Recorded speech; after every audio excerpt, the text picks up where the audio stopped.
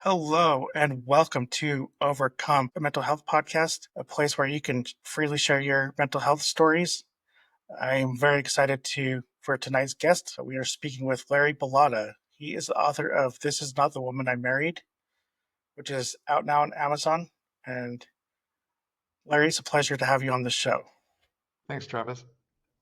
And I just want to get right into business here and have you start us off by sharing your story on kind of just living through a loveless marriage and what that looked like. So the loveless marriage starts with uh, Larry and Marcia get married in 1974. That's the year they had impeached Richard Nixon. And so the start of 1974, Larry and Marcia don't know anything about where they came from, why they are the way they are, and they start fighting like right away. And the reason they start fighting right away is because Marcia is raised to fight. She was literally raised by a mother and father who got angry. I was raised by a mother and father who shut down, and that's my programming. My little subconscious is all built for shutting down in trouble. Hers is built for fighting in trouble. So you bring those two people together, what's going to happen? One's going to shut down, the other's going to fight. And so that's going to be a problem. And starting in 1974, that was a problem, and it kept on going. And so what did I have to overcome? What I had to overcome is I had to overcome my fear. And my fear was a big thing that governed my life because so my parents didn't talk about emotional things.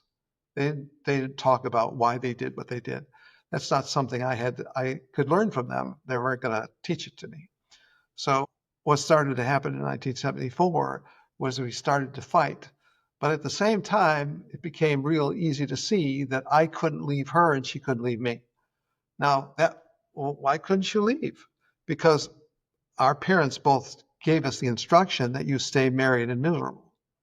Now, her parents were outwardly miserable. That's what the fighting was. My parents were inwardly miserable. That was the shutting down.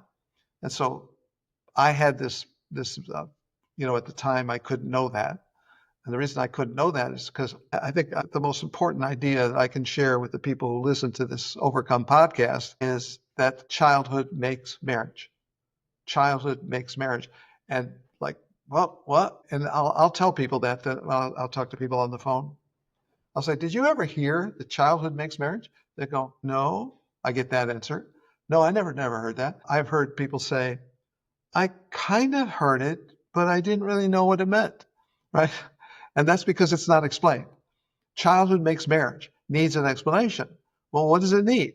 It needs an explanation that when you have a childhood that has turmoil in it, that you're going to grow up and that turmoil, which is contained in your subconscious, is going to pick up, go all through your years.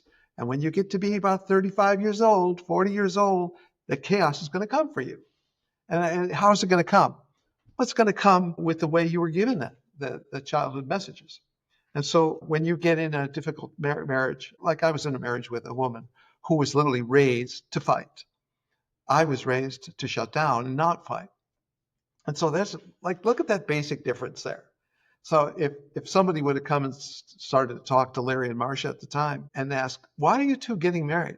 You're programmed to fight and he's programmed to shut down. Why are you doing this? Because that's what you're going to do. Well, that wasn't all we were going to do. What I was going to do is I was soft-hearted. She was hard-natured. And that's another thing we didn't know. I was soft-hearted. She was hard-natured.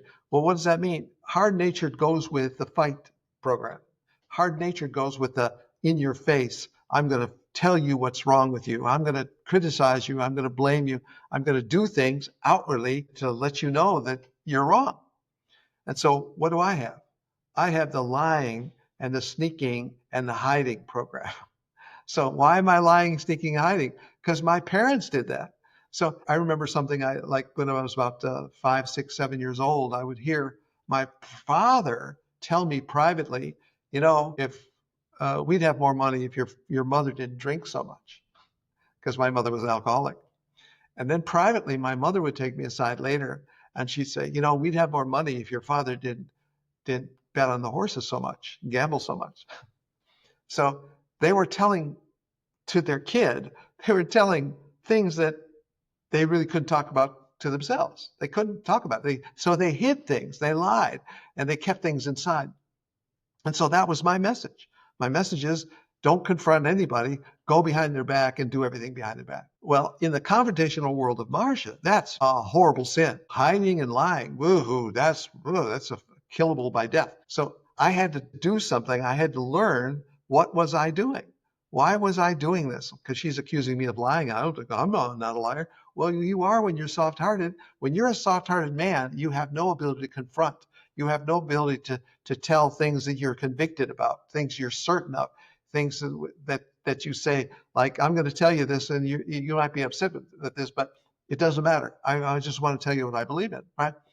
That's what a strong, soft-hearted man can do now.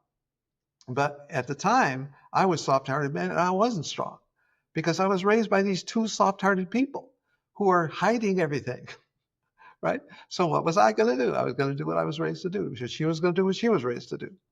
And so that's really a graphic illustration, because the backdrop of that is both of our mothers and fathers each gave us the message, stay married and miserable.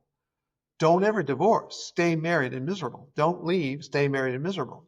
So when I say childhood makes marriage, what I'm saying is whatever happened in your childhood is going to be what's going to happen in your adult life. So when you marry, when you couple up with somebody, that's coming with you. And so childhood makes marriage. So what's marriage? Marriage is not something children do. Children don't do marriage. Childhood makes marriage. Nothing else makes marriage. Childhood does. And so when I'm talking about childhood, I'm talking about the first messages, the messages of the first 10 years. And so I have people who talk to me, and they want to talk to me about their current life, their adult life, the things that they're doing right now.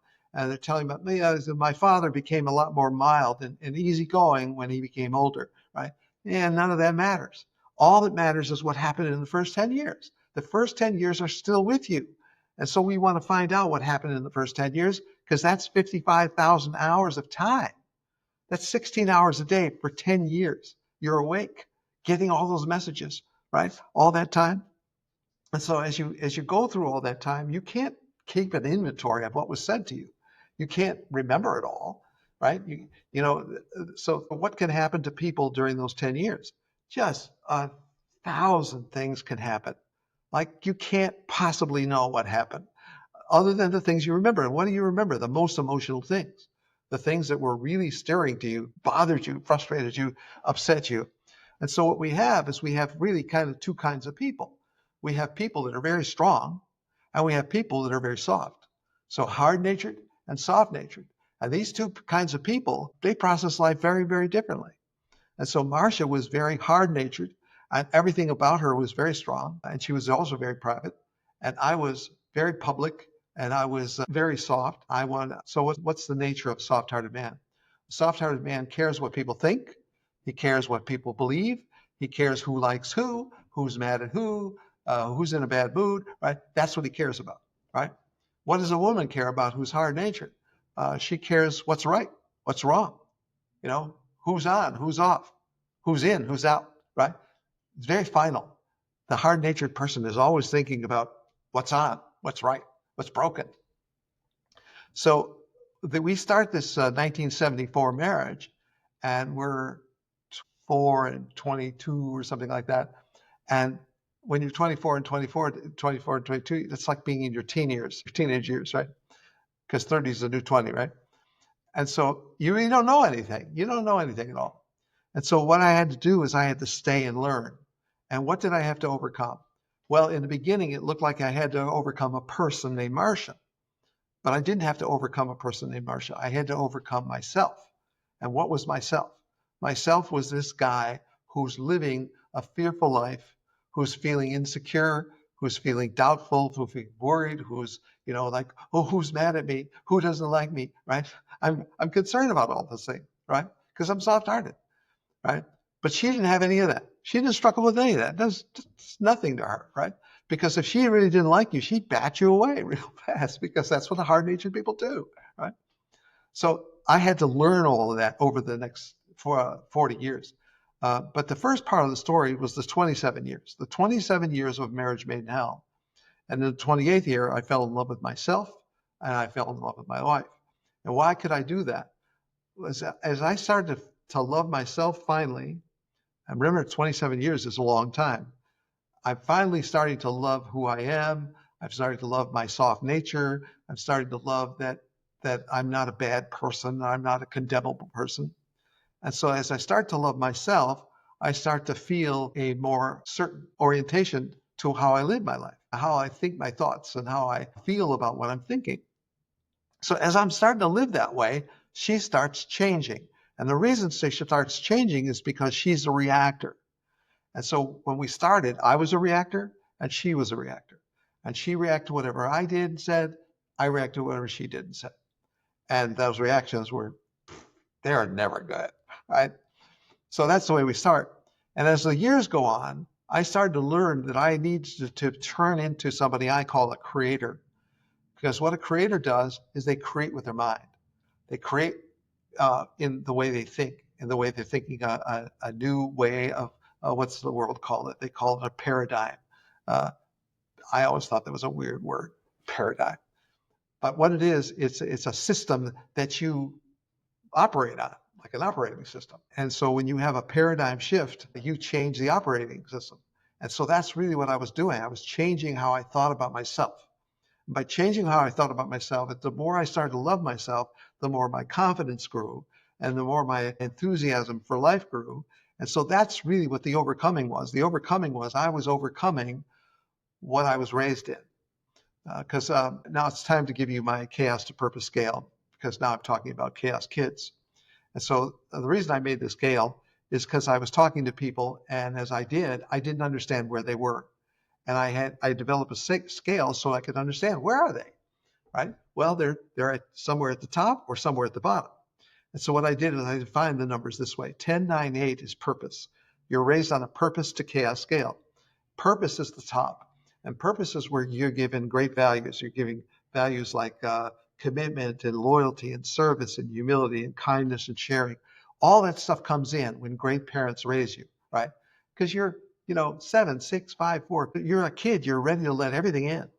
And so these are the values that you let in. Great parents give you great values, right? So now you're a 9 or you're 10. And so down at the bottom of the scale, chaos starts at 5. It goes 5, 4, 3, 2, 1, 0. And that's where the chaos neighborhood is. And where you are on that scale depends on how much abandonment, how much abuse, and how much neglect you got. And so abandonment, abuse, and neglect is what happened to you, right? What happened to you is I was abandoned, I was abused, I was neglected. Well, the more you get of that, the lower you go on the scale.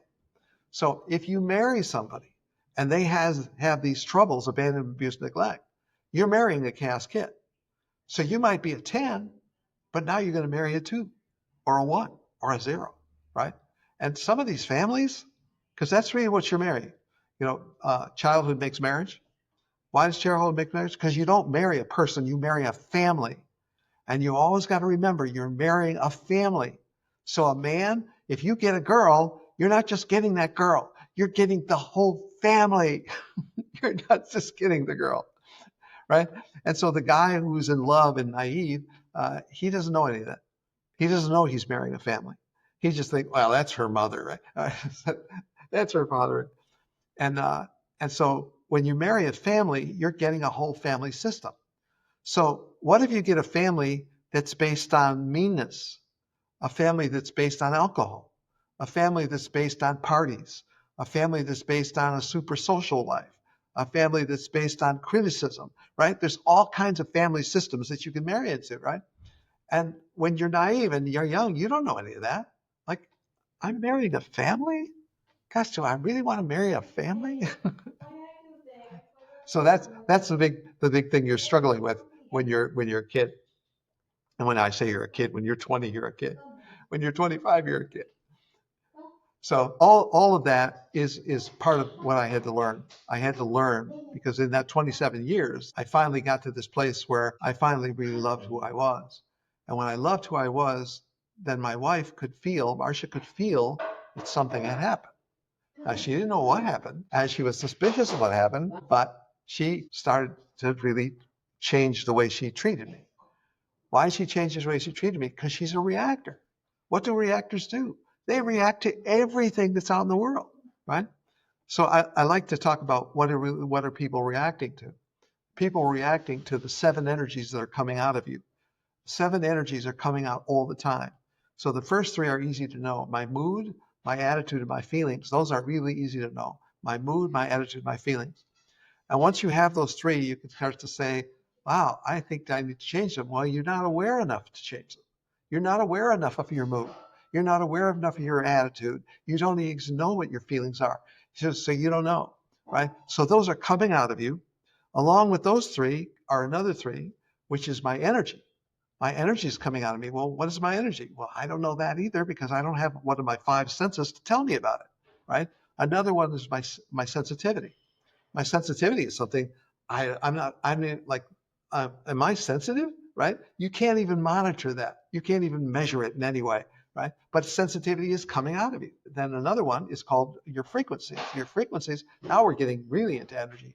Because when you talk about your frequencies, there's nothing you have that can measure your frequency, right? You go into a room and you can't monitor the frequency you're giving off, right? But the last one, the 7th one, is called your vibration. And your vibration is what people latch onto. Like, oh, I'm thinking I'm giving off bad vibes. They know that. They know that term. I'm giving off bad vibes. And so what are these 7 energies? The 7 energies are what you have to give out. And what you don't know is things can attach to the energies and go out. So the energy of a mood, okay, that's one of the energies. What attaches to the mood? Anxiety, fear, doubt, worry, struggling, failure, poor self-image, right? All those things attach to the mood, right? Or to a sensitivity. What attaches to a sensitivity? All kinds of things could anger, resentment, criticism, blame, right? You can keep all that inside, but it doesn't matter because the energies are carrying it out. And it's going out and everybody can feel it. Like, there's something about that guy I don't like, right? That's the kind of things Mhm. people say. Somebody will think, I don't like that, right? Well, what people are doing is they're picking up your energies and they're making decisions. Now, they don't tell you about their decisions, but they're making decisions internally, privately, secretly, and they think they're making them, right? But what you don't know is that they're making those decisions based on what they're getting from you. And that's what people don't know. And so when we talk about childhood makes marriage, what happened in childhood? What the heck happened there, right? Did you have an angry father? Because if you did, that anger is in you today. You're an adult now, but the anger's still there. Maybe you had an alcoholic in your family. And when you have an alcoholic, that's a very unpredictable thing because we have all kinds of alcoholics, all kinds of, like we have a very sober alcoholic, a comic alcoholic, a mean alcoholic, a sorry alcoholic. We have all kinds of people in all states they get in, right? Well, when that's happening to you, that's all storing in your subconscious. It's all going down there. Well, if it's all down there, what's going to happen when you go and you grow up and you become 30 years old, 40 years old? What happens? That's still there. The same messages. Those child is going to make your marriage. And if you think, because I'm talking to people, when they call me, the reason they call me is because their marriage is falling apart. That's why they call me. Like people that are happy, that are both raised at the top of the scale, two tens, or a 10 married to a 9, right? They have a little difficulty, a little a disagreement or something. They work it out. They go to a marriage seminar and they work it out. And they're happy again. So it's kind of like unfair. Like, why did you both get good homes and I didn't get a good home? Why'd you get that, right? Because childhood makes marriage, right? So I'm trying to spread the idea that childhood makes marriage because I want generations of people, because every 20 years we get another generation, right? Yeah. I want the generations to get the idea that childhood makes marriage. It makes it, right? And if you want to have a marriage that you can be happy in, you've got to do something about what happened to you in the first 10 years. And so that becomes the question. What do you do about what happened to you in the first 10 years?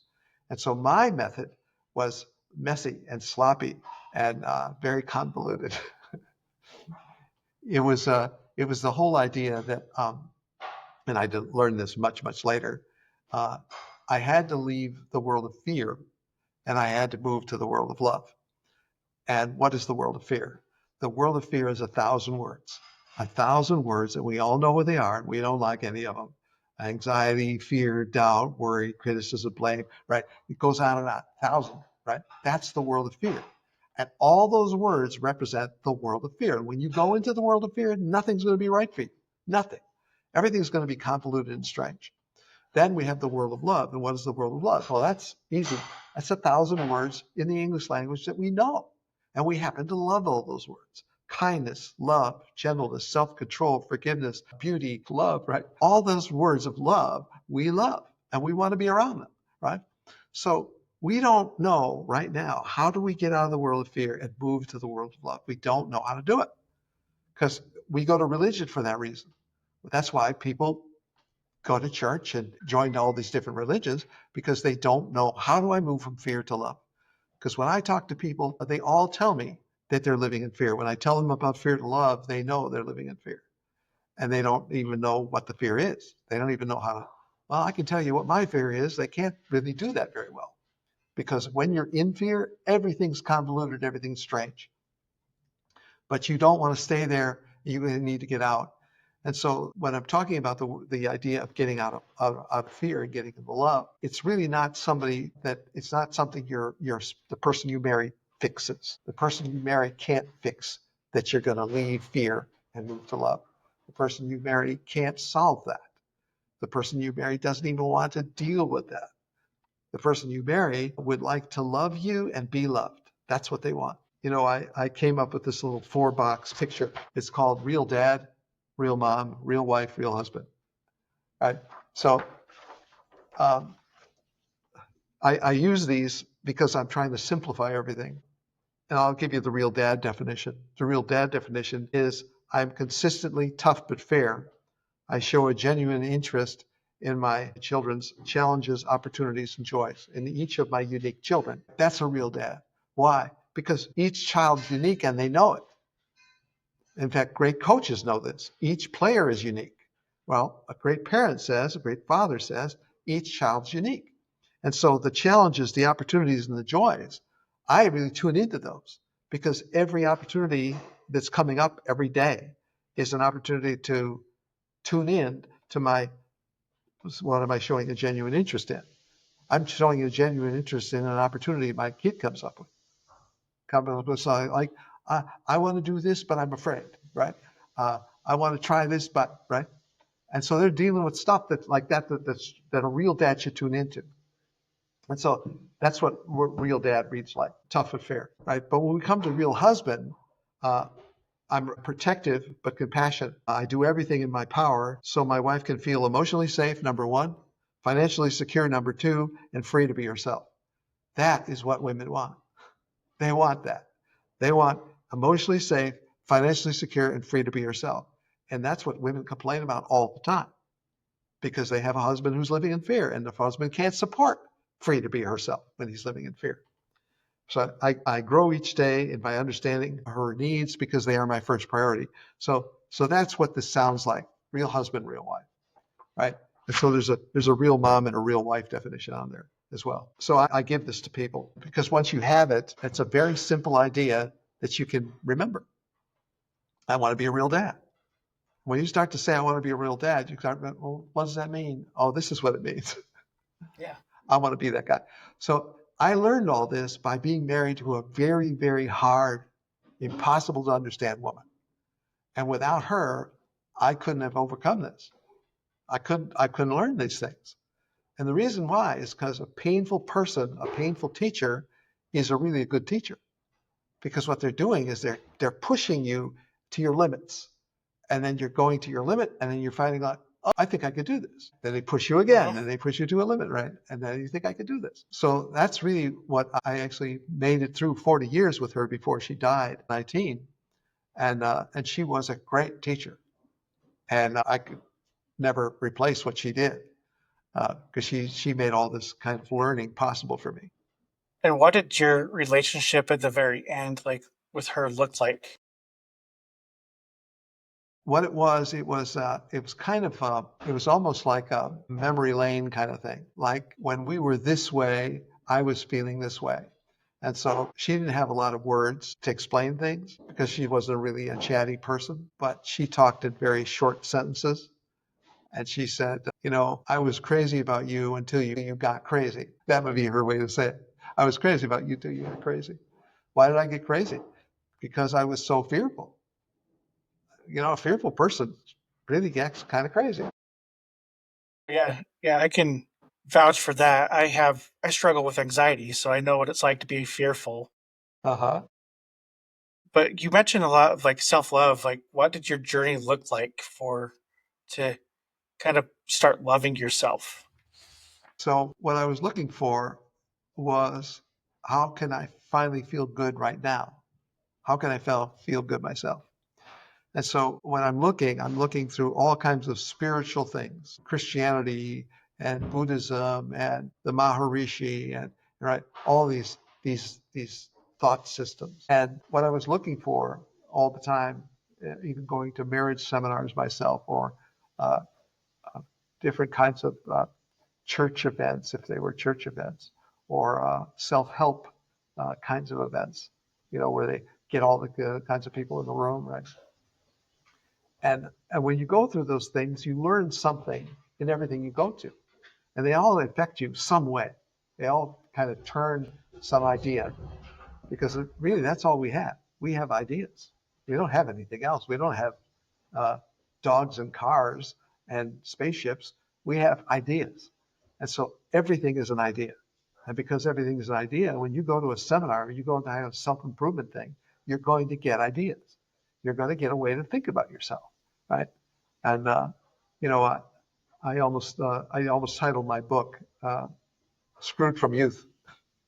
I almost titled it "Screwed from Youth," but that would have been a very good title because it was very negative. So when somebody's like on the brink of losing their marriage, what are the first steps for them getting back in line to work that marriage out? So it looks like it takes two to tango. It looks like you got to give 50-50. That's what it looks like. The world says that. But it's not that. It's you've got to become a happy person yourself. You've got to, actually, a phrase that the world's got, you got to work on yourself. And they say that a lot. You got to work on yourself. I'm working on myself. That doesn't mean anything. It has no meaning. It has no meaning. I work on myself. But what does mean something is I'm finding ways to like who I am. I'm finding ways to like what I think. I'm finding ways to accept what I believe and start to think about the kinds of things that make me, what do I believe in? Why do I believe it? What do I believe in? Why do I believe it? That's a really good thing to work on yourself. What do I believe? Why do I believe it? You really can't get very far if you just think all by yourself in your head. But as you put things down on paper, when you write things down over and over again, you start learning things like, why did I write that yesterday? When you start to do that, you start to learn from what you wrote, because the thoughts stay still, the ideas stay still. And because they stay still, you can now think about what you just wrote down. So, Yeah, what do you believe, and why do you believe it? it's like you have to take a deep dive into things and actually think them out instead of because like sometimes to me a thought is just a thought and that thought's most likely just going to pass if I don't, like you said, write it down. That's right. If you don't write it down, it won't hold still, right? That's why the world, they say, if it's not written, it's not real. That's why, but the whole legal business is, the whole legal thing is, it's got to be in a document. It's got to be on paper. Yeah, Because if it's not it's on got to be paper, there. it's moving around. It's moving all over the place, because that's all we have is ideas, right? Yeah, So these 40 years was a school for me to get me to become what colleges try to teach. Colleges try to teach in some kind of structured way with credits. They try to teach people to become psychologists. And people ask me, "Are you a psychologist?" I said, "No. I was trained by the toughest, roughest woman in the world." Right? No college teaches that. no, that's for sure. So what the job of learning is the job of being in pain, because nobody learns when they're happy. You really don't learn. You go to the happiest place on earth, Disneyland, you don't learn anything there, right? There's nothing there that you can learn. But when you go into a very difficult relationship, that's the greatest place to learn. A tough relationship that you don't understand and you're frustrated by, and you're hoping for something happy and you're not getting it. and you're not getting it and you don't know why. So when you're there, you've got to find a way to start to feel good about yourself. What do I feel good about? What do I actually like? And so if you write down, I know in those years, I had yellow legal pads, so yellow paper on legal pads, right? And I had those legal pads, and I think I had maybe like 100 of them. And I would write on them page after page after page. And what was I writing? I was writing about what is this? Why is this happening to me? And this is happening and that's happening. What does it have in common with this and this and this? Well, now I'm starting to learn. I'm starting to learn because I'm writing it down and I'm making it stand still. And that really did a lot. That did a lot to help me discover who am I and what do I believe about myself? Why do I believe that? That's not easy to answer. What do I believe and why do I believe it? That's not easy to answer at all, right? Yeah, it's my friend was asking me, questions about like religious stuff. And this was all through text. And he was like, well, he asked that exact question. Why do you believe that? And in that moment, it was really hard to sit down and think, why do I really believe this? And I found myself like searching like scriptures and stuff that were available to me and totally thinking it out before I wrote back to him to explain why I believe what I believe. Okay, so when you were using text to have a deep religious conversation, it Yeah. was really hard to do. Yes, it's very hard to do. So it was. I mean, that it all turned out well in the end, and it was basically him just asking questions. But it was very hard to do to have a deep religious conversation through text. You did that. Yeah. I talk to couples, well, not couples, because I work with one half of a couple. I work with the stayer. I don't work with the leaver. The leaver leaves, the stayer stays, and the stayer wants answers. So that's who I'm talking to. So everything I know about leavers is from stayers. They're the ones telling me all about it, right? Hmm. And so the stayers, they tell me that they get very fearful when the person they married is doing terrible things. And by the way, when I'm talking to stayers, they're usually raised at the high place in the scale. They're married to a person at a low place on the scale, like a 9 married to a 2, or a 10 married to a 0. And so when you have those people of completely different values, I'm calling them values. They don't like me calling them values because, so I'm saying lying, cheating, stealing, fighting, I call those values. They don't call them values. At the top of the scale, they don't call them values. They call them problems, but they don't call them values. But the reason the chaos kids value those things so much is because that's the only thing they were given. They were given, like, if you want to fight for yourself, you need to stand up and push the other person away. You need to lie to the other person. You need to make the other person look bad. It's a real competitive bottom of the scale. It's really a tough, tough place to be. But if you think about it, our prisons are full of people at the bottom of the scale, right? What's in prison? People who fail in all parts of life over and over again, right? And so what has to happen? The courts and the police have to get involved and put them in a prison, right? Why? To keep the rest of us safe. So what they do is they mark prisoners with a thing called a felony. And when you find out what a felony does to you, wow, you can't even function in society if you got a felony, right? But that's really what we're doing. We're really scarring prisoners forever because we're telling them, you can't get better, that you're a felon. Like that's like wow, what a horrible place that is to be.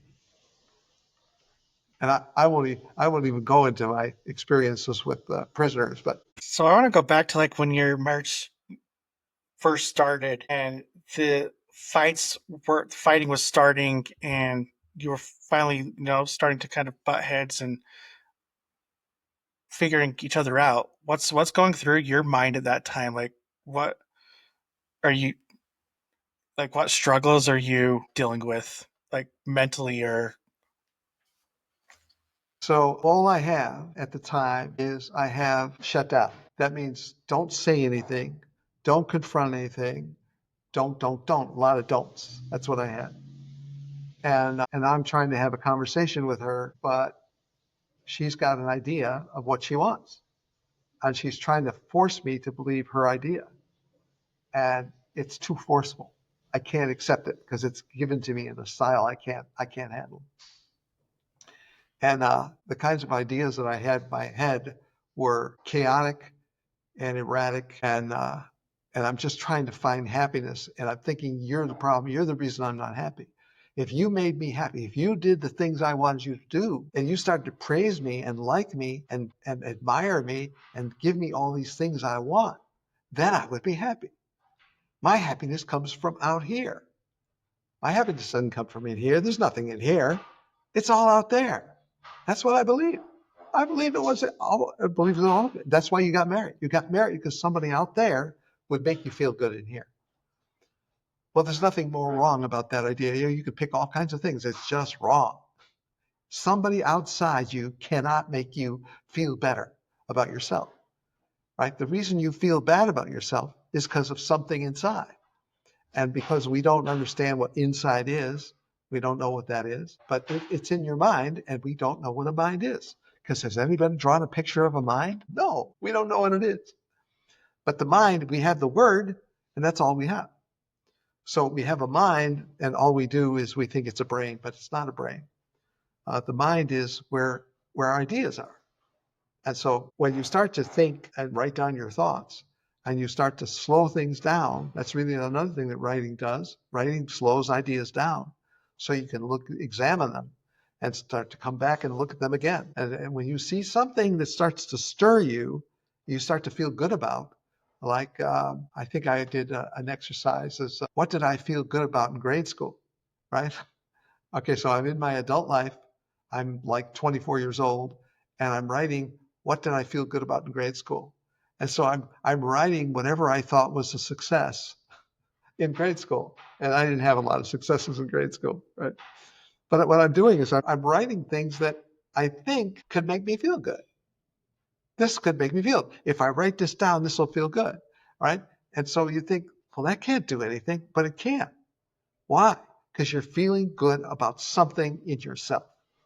That's the most important thing. And what am I trying to do? I'm trying to get out away from this world where the world decides how I feel. That's what I'm trying to leave. I'm trying to leave the place where the world out there decides what I feel in here.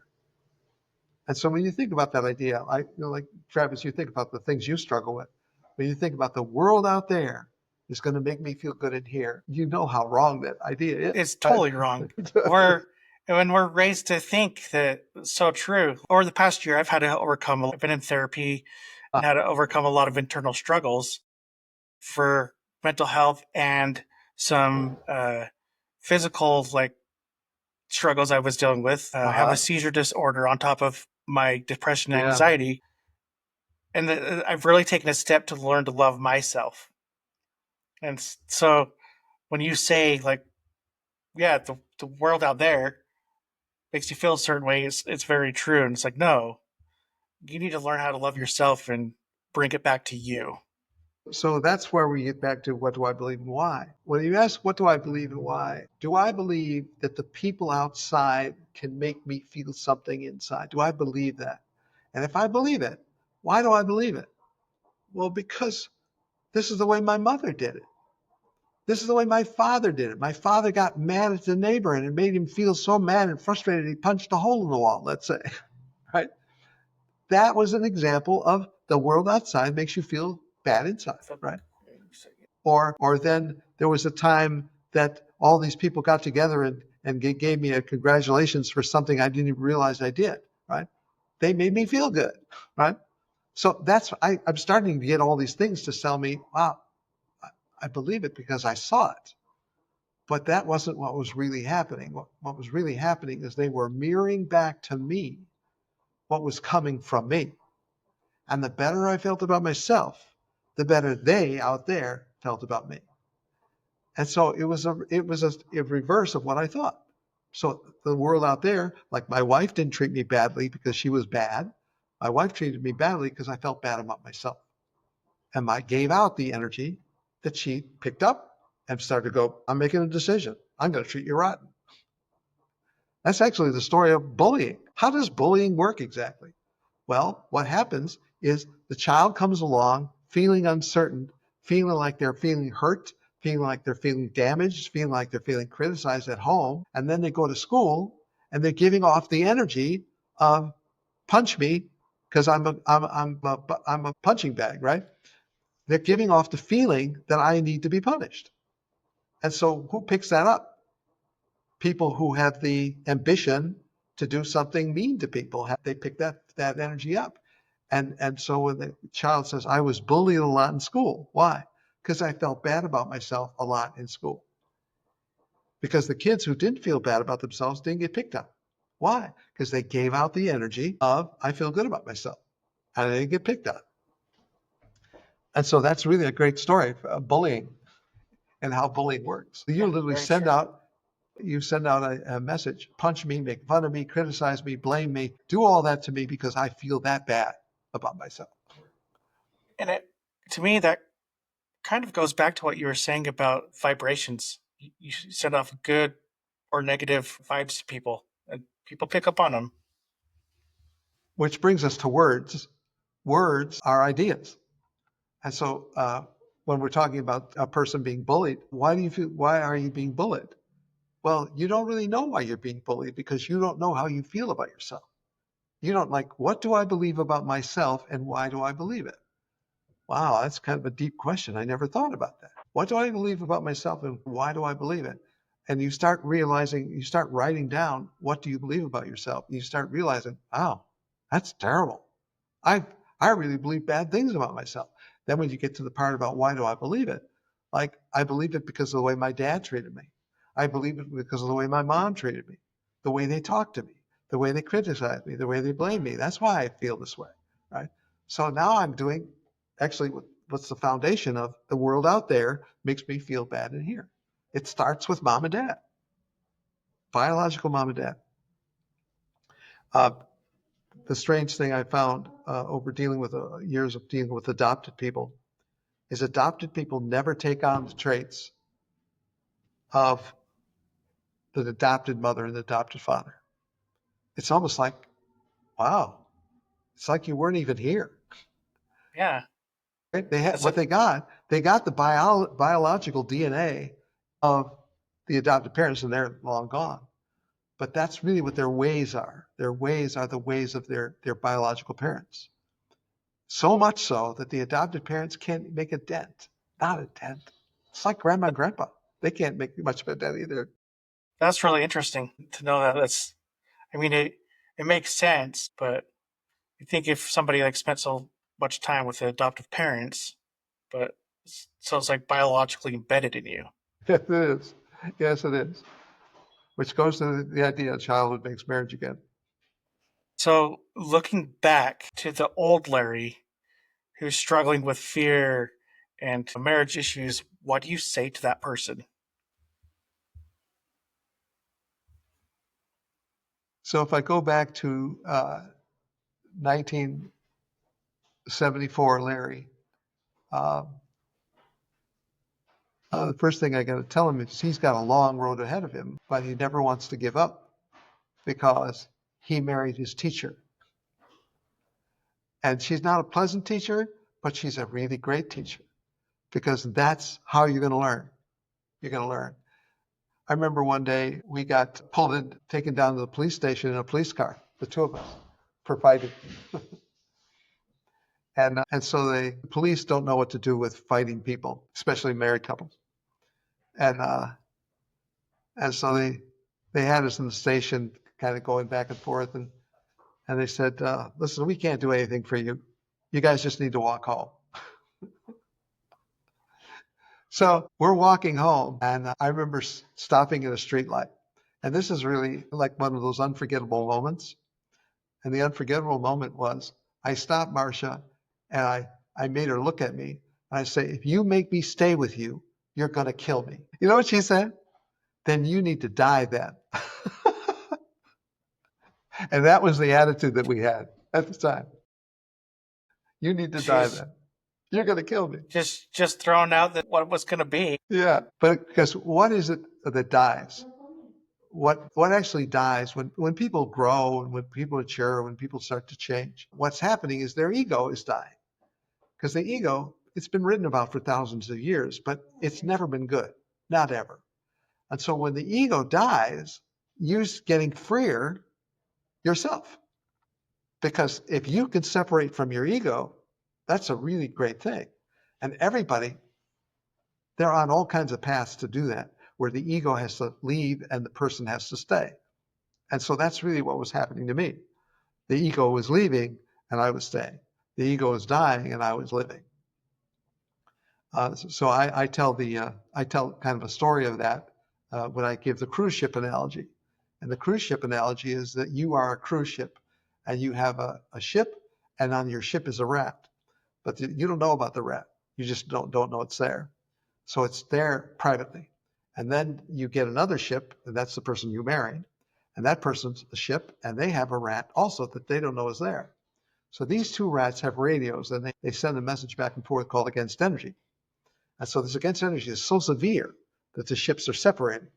And the reason they're separating is because these rats are doing the work. So what you do is you find out that you might have a rat because you go to a seminar and you find out that the rat might be there. So you go through all the trouble to find it and get it off the ship. Now we have two ships, but this time we have only one rat. The rat that's on the person you married ship is pushing as hard as ever, but it doesn't really help because it takes two rats to push two ships. One rat alone can't do it. Okay, so that's really what I'm talking about. Actually, I'm talking about getting rid of your ego because that's what the rat is. The rat is all the messages of childhood in the form of the ego.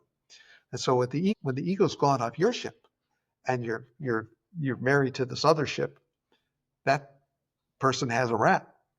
Not going to get rid of it. They're going to stay a reactor all the time. Well, that turns out to be a good thing because what can you do? You can be the person who changes your mind.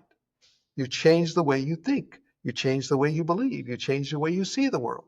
And because you're doing those changes yourself, that changes what the reactor, the other ship, is going to do, how that ship is going to react. Because that's what you can depend on. When you get rid of your rat, you're now going to be freer to be able to change what's really happening to you.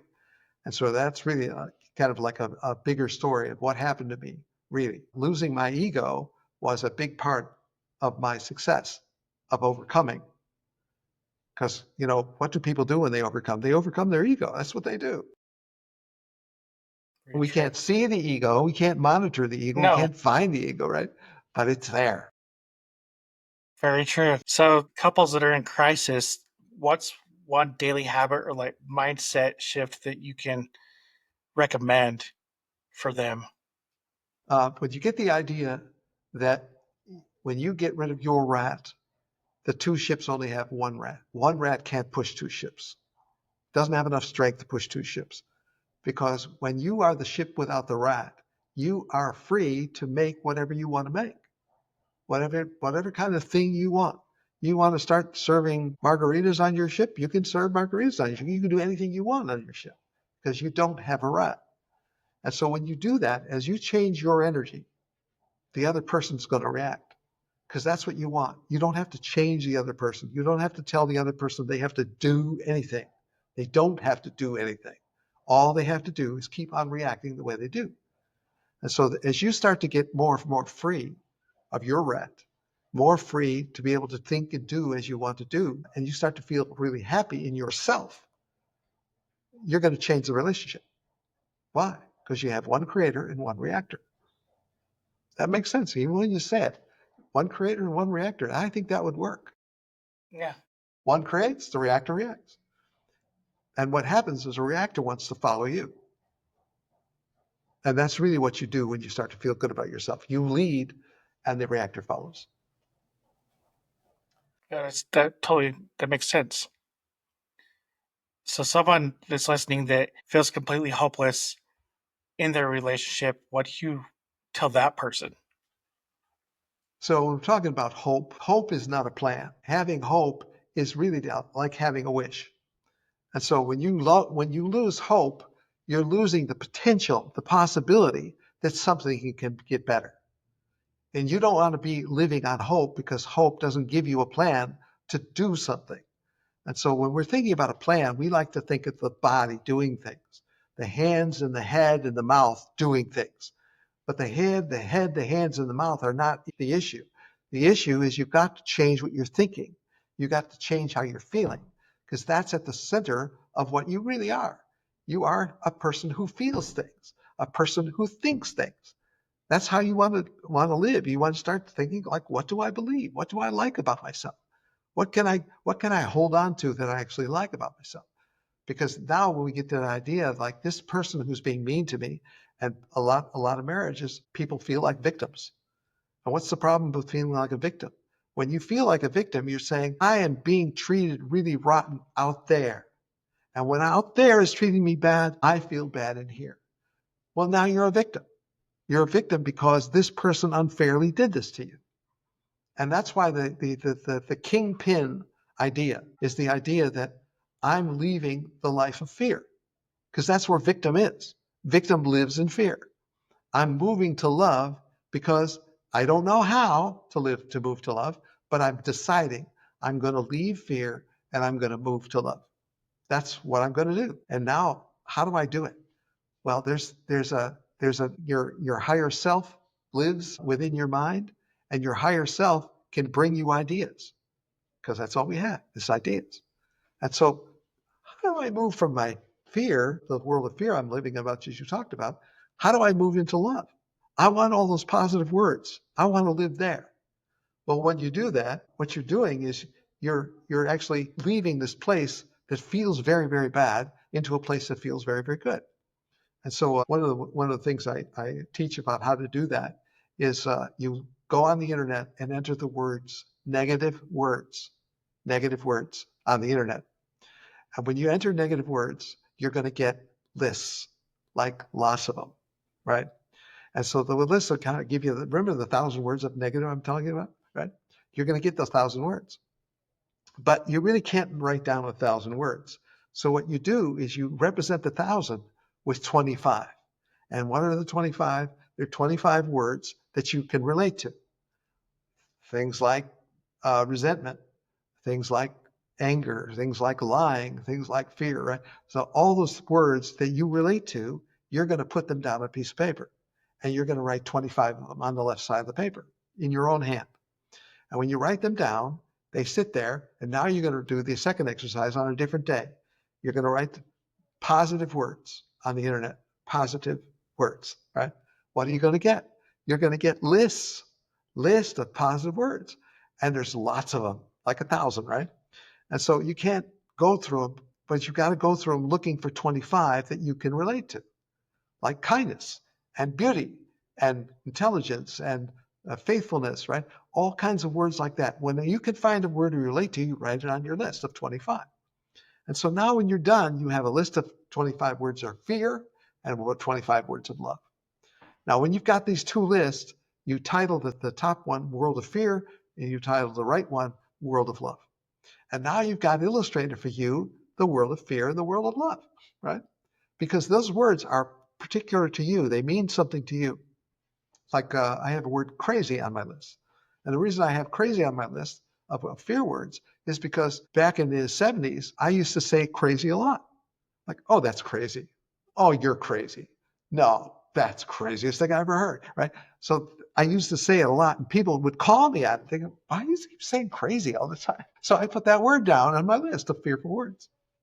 So that's how you find the words that you relate to. So once you've got the list of 25 and 25, you now put it down on your desk or you put it on a wall and you look at it back and forth, back and forth, back and forth. And what you start to realize is, like, I don't want to be here. I want to be there. I don't want to be here. I want to be there. And that happens to you each time you scan the list. So I look 10 seconds. I spend back and forth between fear and love, fear and love, fear and love. What do I keep doing? I don't want to be here. I want to be there. And once you've made that decision that you want to live in love, and remember, you don't know how. You don't know how. But your way of getting there is going to come to you. It's going to come to you. Why? Because you're really crying out in your mind. You're saying, like some wisdom somewhere, Come and tell me, how am I going to do it? How am I going to find a way to leave here and go there? But that's what the two lists do. The two lists convict you that don't want to be here anymore. I want to be there. And it shows you a visual of what love looks like. What does love look like? It looks like the 25 words I handpicked. That's what it looks like. And it feels good too. And the more you scan that day after day after day, the more you feel bad about fear.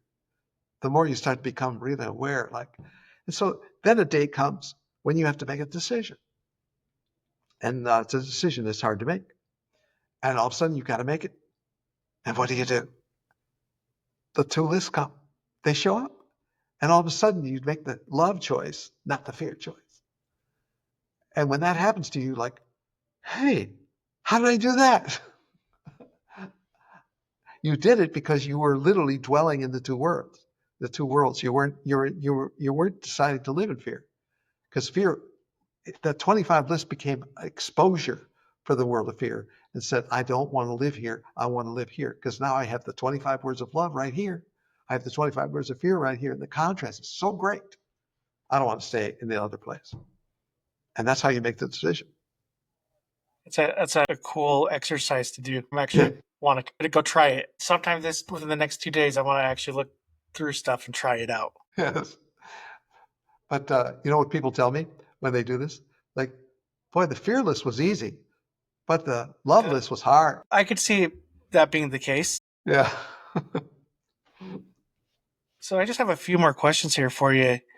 Why do you think, one of them being, why do you think so many people give up on their marriage before things change? Well, it starts with the pattern you get in the first 10 years, and the pattern you get is giving up. So what you see is what you're going to do. So if I saw my father give up on my mother, I had that imprint. And now I want to give up because he led the way, right? If I see my mother give up on my father, now I see how to give up. This is how you do it. Like, she did it, I can do it. And so now if you see parents who don't give up, now you're like, giving up, that's not an option. Quitting's not an option. It's not a choice, right? So what's the problem of divorce? Divorce is an instruction. Divorce is not just an example, it's an instruction. This is how you do it when you're in a hard spot. This is what you do. You do what dad did. You do what mom did. And so I've had people tell me, I'm really against what my parents did. I think it's so wrong what they did. It hurt me so badly. I'm never going to put my children through that, right? And then after all that determination, here it comes, divorce time. And what's happening? Well, she or he married a chaos kid. What's a chaos kid? Who probably sought divorce, right? So now when you realize childhood makes marriage. Oh, so anything that was down there is going to be here? Anything down there is going to be up here? Oh, geez, that's really bad news, right? So it almost feels like childhood makes marriage.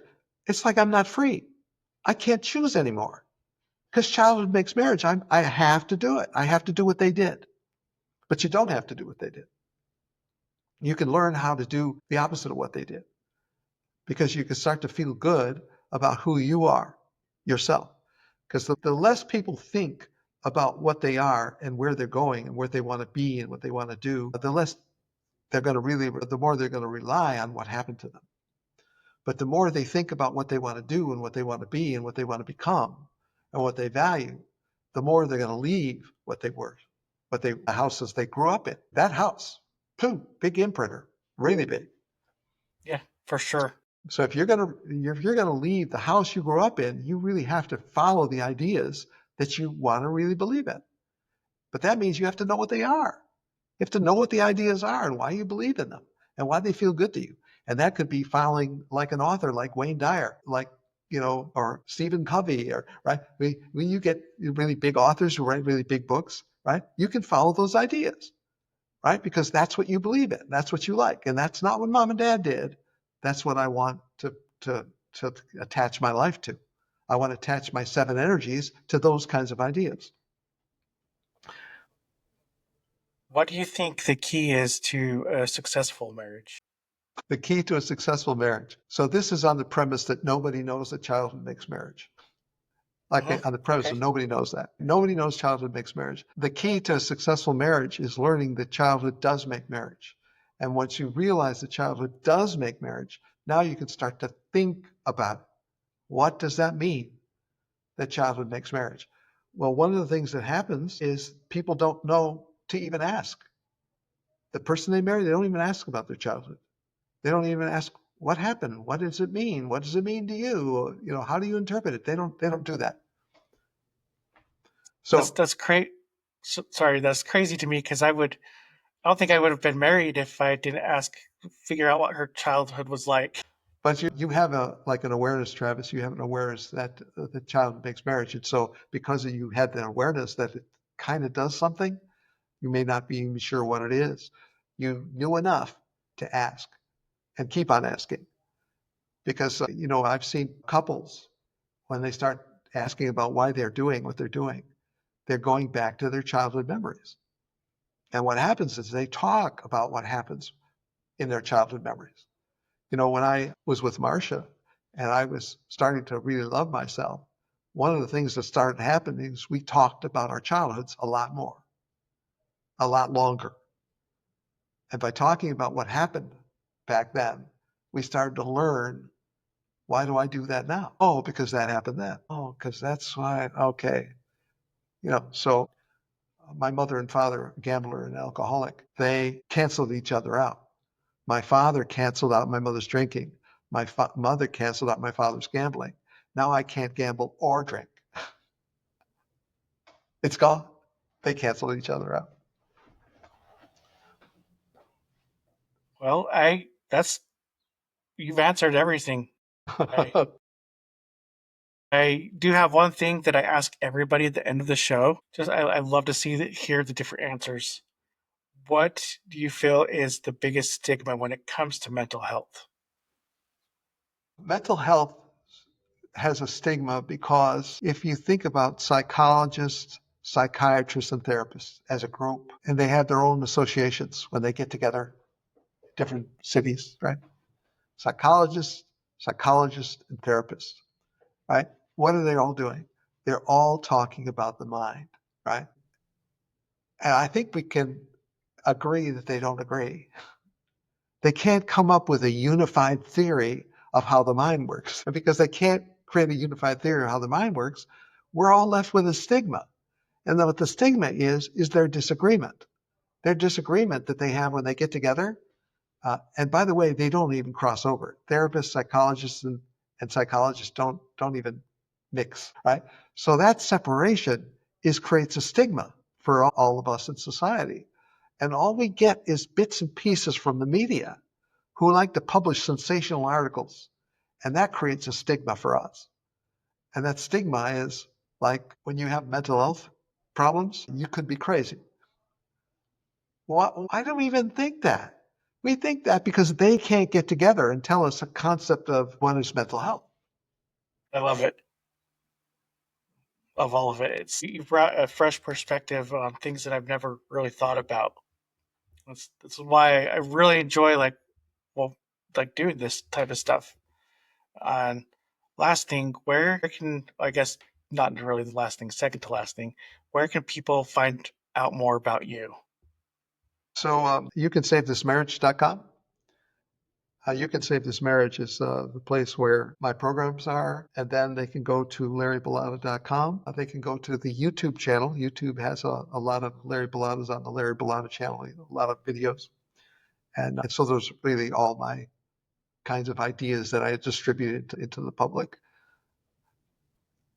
But what I'm trying to do on these on podcasts is I'm trying to get the idea that childhood makes marriage. And someday I think I'll make a dent. You got to start somewhere, right? Like, Yes, yes, yes, I do. and this is the last thing. Is there anything that we have not discussed that you would want to bring up? Let's see. I think this is for men. This book here this is not The Woman I Married. This is a book for men. It's not a book for women. And so everything I know about chaos kids, everything I know about marriage and the needs of women, all that is in here. And so if you get that book, that's really a condensation of all the ideas that I teach and what I really believe in and why I believe it. So this is not the woman I married. But the reason I got that headline is I got it from the guys I talked to, because they said is, this is not the woman I married. Those were their words. This is not the woman I married, because the woman is in a midlife crisis and she's not the woman that he originally met. And so I go through all the reasons why that happens. How does that happen? And one of the things that's in the beginning of the book is a really important list called the 21 Signs You're Losing Her Heart. And this is a really big thing that I want to get out into the world, is what are the signs you're losing her heart? What does it look like? What kinds of things happen when you're losing a woman's heart? And so this is, when you pack 21 things together, it really kind of makes a statement about, oh, could I have done these things? So that 21 Signs is in that book. So that'd be the thing I'd add. And that's on Amazon. So if you enter "This Is Not the Woman I Married" on Amazon, you'll find the book there. Well, I'll put all these links in the show notes as well for people to find. Larry, thank you so much for your time and coming on, giving the show a fresh perspective on marriage and Especially child, overcoming. especially overcoming. I loved the childhood perspective. Okay. I absolutely loved it. Things now that make sense to me in a different way, like, you know, ways that I act or come across. Like, I'm like, oh, I probably got that from my dad. Uh-huh. I probably got, I mean, I've thought of it before, but not in the way that you have brought it up. Mm-hmm. Yes. The childhood makes marriage, Childhood makes marriage. That's it. a concept that everyone should grasp onto. So thank you again for coming on, and it's been a pleasure speaking with you. And thank you to all the listeners out there. Thanks for listening. Best thing that you can do for us right now is follow our show, share it with other people, and like everything that we have out there. Spread the word. And thanks again for listening. Until next time.